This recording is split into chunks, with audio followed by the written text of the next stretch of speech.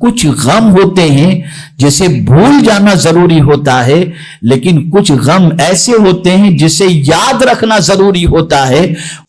میرے پیارے آقا صلی اللہ تعالی علیہ وسلم کے پیارے دیوانوں، اسی لیے اللہ عز و جل نے گناہوں کے حوالے سے فرمایا،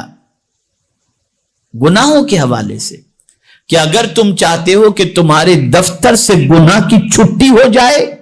اور تم خوشیوں سے مالا مال ہو جاؤ، ان الحسنات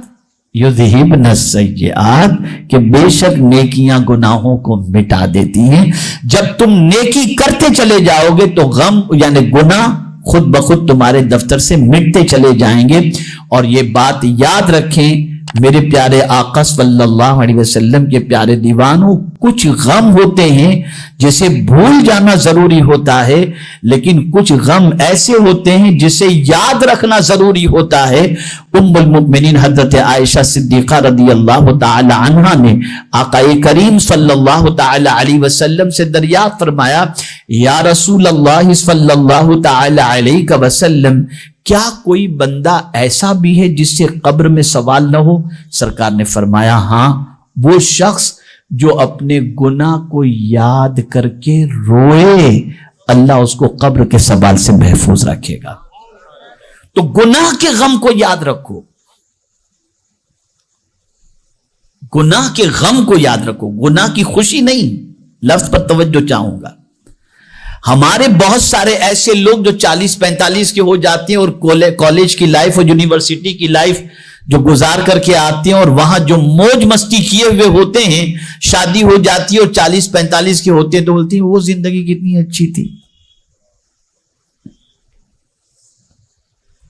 اس طرح سے یاد رکھنا، یہ یاد سکون کو غارت کر دیتا ہے، بلکہ یہ سوچو کہ اس زندگی کو ہم نے کیسے برباد کر ڈالی، گناہوں کے اندر گزار دی، اور اللہ کی بارگاہ میں آنسو بہاؤ۔ میرے پیارے آقا صلی اللہ تعالی علیہ وسلم کے پیارے دیوانوں، آپسی مسائل کو اس نے یہ کہا، اس نے یہ کہا، ایسا معاملہ ہوا، وہ یہ بولا، وہ ایسا بولا، اس کے باپ نے ایسا بولا، اس کے دادا نے ایسا بولا، اس کی ماں نے ایسا بولا، یہ سب بھول جاؤ۔ یہ سب جب تم بھول جاؤ گے تو تمہاری زندگی پرسکون گزرے گی، ورنہ فلاں ٹائم پر تم نے یہ کہا تھا، فلاں ٹائم پر تم نے یہ کہا تھا، اب تو ہم نہیں چھوڑیں گے اور خاندان میں رقابت ہوگی۔ اس لیے ایک عادت خوش رہنا ہے تو اپناؤ،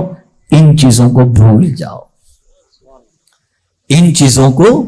بھول جاؤ جو تمہارے دل کو صدمہ دیتی ہیں، جو تمہارے دل کو تکلیف پہنچاتی ہیں، ان چیزوں کو تم بھول جاؤ۔ اگر تمہارے اندر بھولنے کی عادت اس قسم کی باتوں سے رہے گی، تمہاری زندگی میں خوشیاں رہیں گی اور تمہاری زندگی خوشی سے لبریز ہو جائے گی۔